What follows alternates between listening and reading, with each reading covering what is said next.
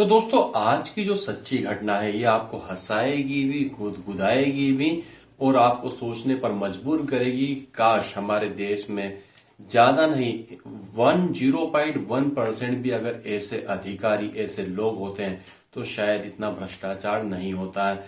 ये जो आज की सच्ची घटना है, ये उत्तर प्रदेश की एक घटना है जहां पर एक किसान एक थाने में अपनी जेब जो कट जाती है उसकी रिपोर्ट लिखवाने के लिए आता है। जो थाने का मुंशी होता है उसकी रिपोर्ट भी सही से लिख लेता है और रिपोर्ट लिखने के बाद में आप पता होगा कि जो फरियादी होता है जिसने रिपोर्ट लिखवाई है उसका अंगूठे का निशान या साइन लिए जाते हैं। तो जब अंगूठे का निशान लगाने के लिए उसके आगे आगे जो आपने देखा होगा, जब अंगूठे निशान लगाते तो एक इंक पेड रखा जाता है और रखा जाता है तो बोलता नहीं मैं हस्ताक्षर करूंगा। तो उसने अपने साइन की और जैसे ही जो मुंशी होता है जो इंक पेड है वो पीछे खींचता है तो वो इंक पेड को भी वो किसान अपने हाथ में रख लेता है, अपनी जेब में से एक सील निकालता है और उस कागज पर लगा देता है। और जैसे ही उस कागज पर जहां पर रिपोर्ट लिखी गई थी और जहां पर उस किसान को साइन और अपने साइन करने थे उसके नीचे वो सील लगाता है तो देखते ही देखते जो मुंशी होता है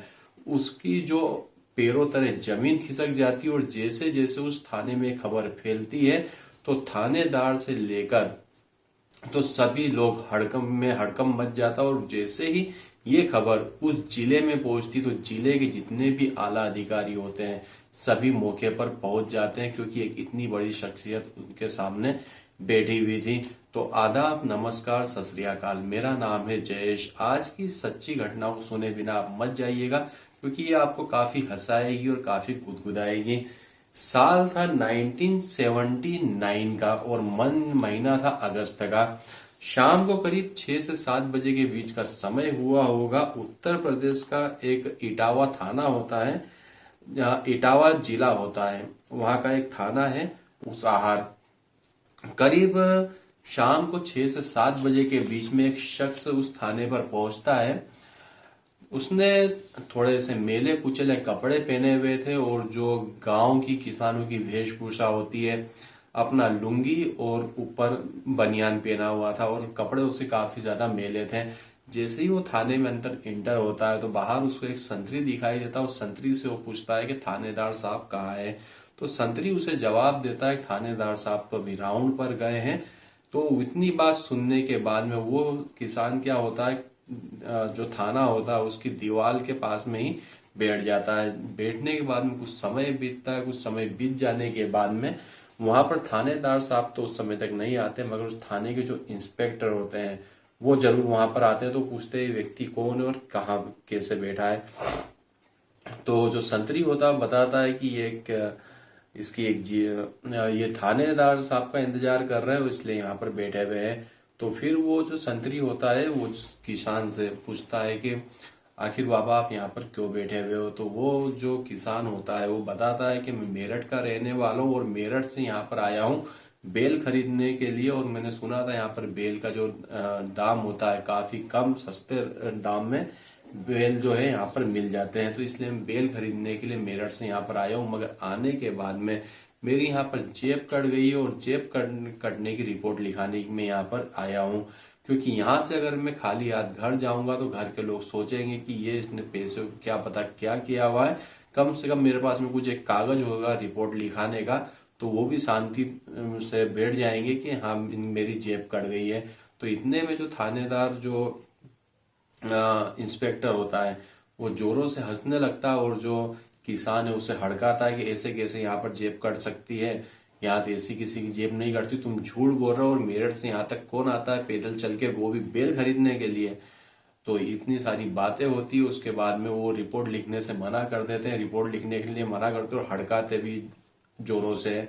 इसी टाइम में कुछ टाइम बाद जो थानेदार साहब होते हैं उनका भी राउंड पूरा होता है, वो थाने में आते हैं।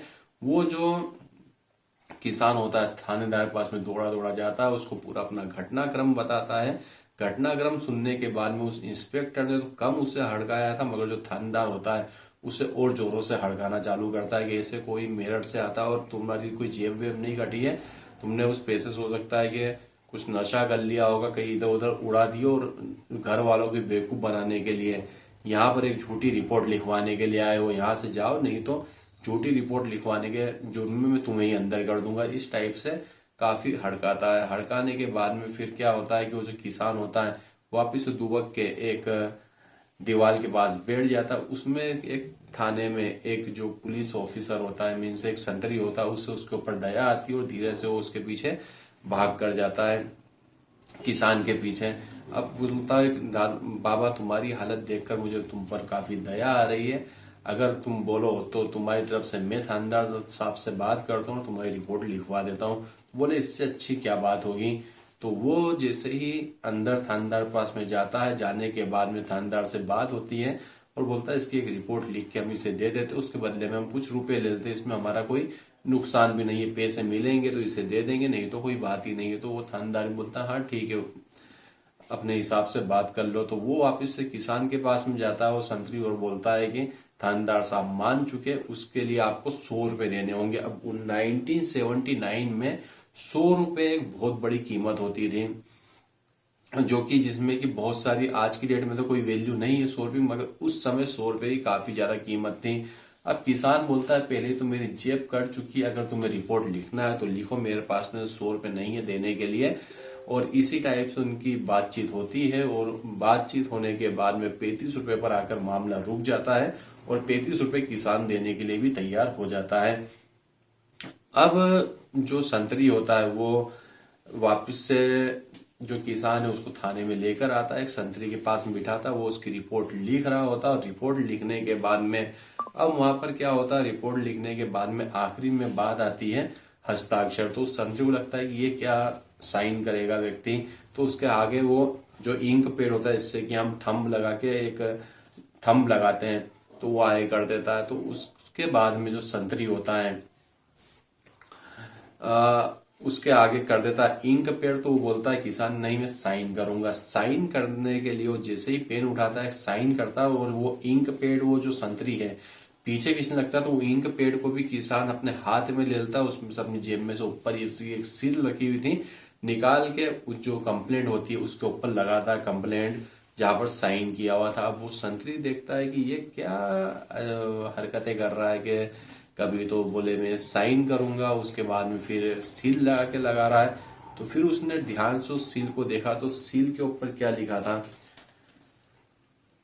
भारत का उस पर लिखा हुआ था प्रधानमंत्री भारत सरकार नई दिल्ली। अब जैसे ही वो संतरी इस लाइन को पढ़ता है तो उसके पैरों तले जमीन खिसक जाती है और जमीन खिसक जाने के बाद जैसे जैसे बात पूरी थाने में फैलती है तो सभी लोगों की जो है पैरों तले जमीन खिसक जाती है और वो सोचते हैं कि इतना बड़ा आदमी हमारे थाने में और हम इसे पहचान नहीं पाए। अब वो खबर थाने से निकल के जिले में जैसे ही पहुंचती है, जिले के जितने भी बड़े अधिकारी होते, चाहे वो डीएम हो, एसडीएम हो, जितने भी आला अधिकारी सभी उस थाने में पहुंच जाते हैं। अब ये पूरा घटनाक्रम होता ऐसे है कि जो भारत के प्रधानमंत्री चौधरी चरण सिंह, आप लोगों ने अगर नाम सुन रखा हो, उनके किस्से और कहानी, ये तो कुछ भी नहीं और भी बहुत सारे किस्से कहानी है। तो उनके पास में काफी ज्यादा कंप्लेंट आ रही थी इस थाने की कि यहाँ का जो थानेदार है वो काफी ज्यादा रिश्वत लेता और बिना रिश्वत के कोई काम नहीं करता। तो उनका काफिला उसी थाने के पास में गुजर रहा था। तो उनके जितने भी सुरक्षा कर्मी होते हैं, चौधरी चरण सिंह जो प्रधानमंत्री होते हैं, उनके सुरक्षा कर्मियों को समझाते हैं कि इस थाने में मुझे थोड़ा काम है और यहाँ पता नहीं चलना चाहिए कि मैं इस थाने के अंदर गया हुआ हूँ। तो पहले तो वो जो सुरक्षा कर्मी होते हैं, क्योंकि भारत के प्रधानमंत्री की सुरक्षा का सवाल भी है, तो पहले तो मना करते हैं, मगर उस बात वो मान जाते हैं। और मान जाने के बाद में वो थाने के जो उसके भी सुरक्षा कर्मी होते हैं प्रधानमंत्री के, चौधरी चरण सिंह के, वो थाने के चारों तरफ फैल जाते हैं। और उसके बाद में मतलब किसी को पता नहीं चले कि प्रधानमंत्री के सुरक्षा कर्मी, उसके बाद में वो थाने में जाते हैं। और थाने में जाने के बाद में ये पूरा जो आंखों देखा वाकया है वो सामने उनके आ जाता है कि वाकई में ये जो थाने हैं इसमें सबसे ज्यादा रिश्वत ली जाती है। तो यहाँ पर वो जो चौधरी चरण सिंह है वो तो अपने काफिले के साथ में चले गए, मत जाते एक बात जरूर बोल गए कि इस पूरे थाने को सस्पेंड किया जाए। और सिर्फ एक यही एक घटना थी कि उस घटना के बाद में भारत के आधे से ज्यादा जो थाने हैं कुछ समय के लिए सुधर गए। उनको ऐसा लगने लगा कि कहीं चौधरी चरण सिंह हमारे थाने में भी ना आ जाए। तो इस एक घटना से कुछ समय के लिए तो हमारे देश में सुधार आया था। अगर ऐसी घटना हमारे देश में होती रहे तो सोचिए कि इस देश में कितना ज्यादा सुधार आ जाएगा। तो दोस्तों, इस कहानी को सुनाने का मकसद किसी को परेशान करना, किसी की भावनाओं को ठेस पहुंचाना नहीं था, सिर्फ आपको जागरूक करना था। तो वीडियो देखने के लिए आपका धन्यवाद। भगवान करे आपका दिन शुभ हो।